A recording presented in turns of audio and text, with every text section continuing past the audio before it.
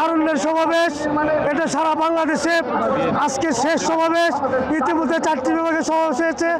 আজকে সমাবেশের প্রধান অতিথি বিএনপির ভারপ্রাপ্ত চেয়ারম্যান দেশনায়ক তারেক রহমান আগামী দিনে বাংলাদেশ নির্মাণের লক্ষ্যে আজকে গুরুত্বপূর্ণ বক্তব্য রাখবেন, দিক নির্দেশনামূলক বক্তব্য রাখবেন।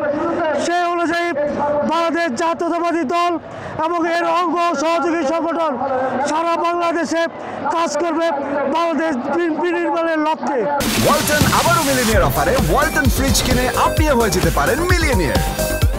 মিলিনিয়ার ছড়াছড়ি দেশ জুড়ে, এটা শুধু ওয়ালটনই পারে।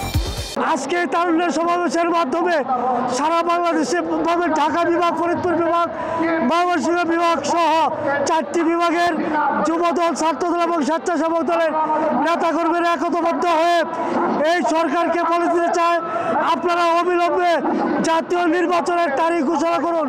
আপনারা জানেন বিগত 5 আগস্ট এই ফ্যাসিস্ট সরকারের পতন হয়েছিল। 5 আগস্ট 28 অক্টোবর আমরা এইখানে সমাবেশ করেছিলাম। দীর্ঘ আন্দোলন সংগ্রামের মাধ্যমে বিগত ফ্যাসিস্ট হাসিনা সরকারের পতন হয়েছে।